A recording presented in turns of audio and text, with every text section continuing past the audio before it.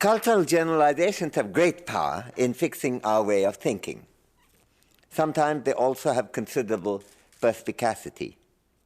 There can be little doubt that our cultural background can have quite a major influence on our behavior and thinking, and also the quality of life that we enjoy and the identities that we value cannot but be influenced by our cultural background. It can also influence our sense of perception of affiliation with groups of which we see ourselves as members. That culture matters can hardly be in doubt.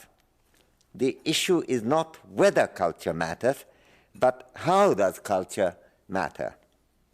Also, we have to recognize with clarity that cultural identification can not only inform and enlighten, it can also deceive and distort. There have, of course, been various earlier attempts at cultural determinism and even cultural privileging in explaining economic development. Indeed, a century ago, Max Weber, the great sociologist, had presented a major thesis on the decisive role of Protestant ethics in the successful development of a capitalist industrial economy. These theories have often been one step behind the actual world. By the time Max Weber's privileging of Protestant ethics based on 19th century experience was getting widely recognized and accepted, many of the Catholic countries, including France and Italy, were beginning to grow faster than Protestant Britain or Germany. The thesis had to be then altered, and the privileged culture was taken more generally to be Christian and Western, rather than specifically Protestant. However, by the time that Eurocentric view of the culture of development got established, Japan was growing much faster than the West, so Japan had to be included in the privileged category, and there was useful work on the role of Japanese ethos, samurai culture, and so on. But by the time the specialness of Japan was well understood, the Eastern Asian economies were growing very fast, and there was a need to broaden the theory of Japan's specialness to include the wider coverage of Confucian ethics and a more spacious regional tradition. But by the time that Confucian theory had become well established, the fastest growing economy in the world was Thailand, which is a Buddhist country. The grand cultural theories have a propensity to trail one step behind the world of practice, rather than serving as a grand predictive device.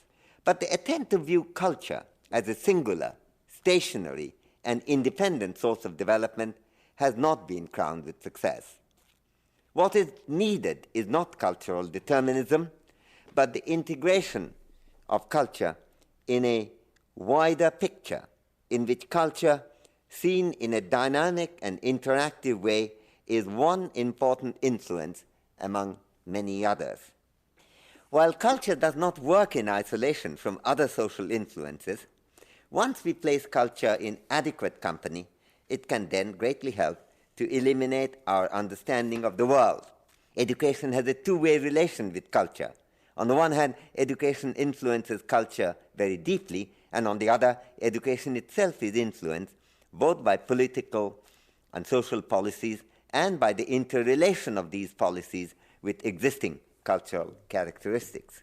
So we need a much more complex interactive analysis.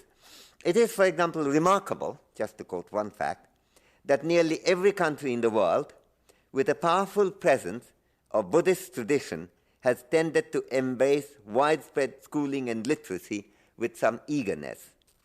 This applied not only to Japan and to Korea, but also to China and Thailand and Sri Lanka. Indeed, even miserable Burma, with a dreadful record of political oppression and social tyranny, still has a higher rate of literacy than its neighbor in the subcontinent, India or Pakistan.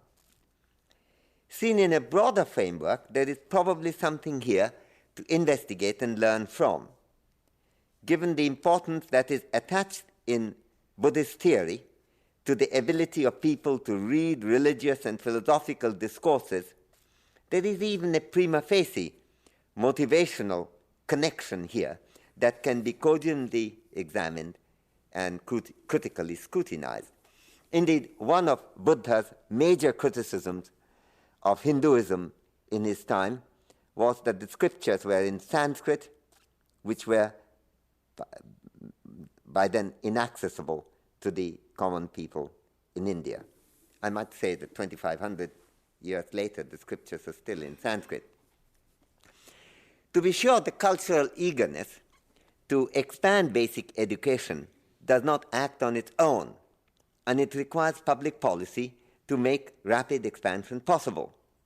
It is therefore extremely important to see the interactive nature of the process in which contact with other countries and the knowledge of their experience, their understanding of their experience, can make a big motivational difference.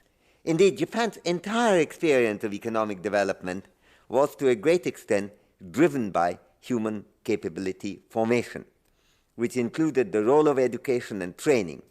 And this was promoted both by public policy and by a supportive cultural climate. Interactive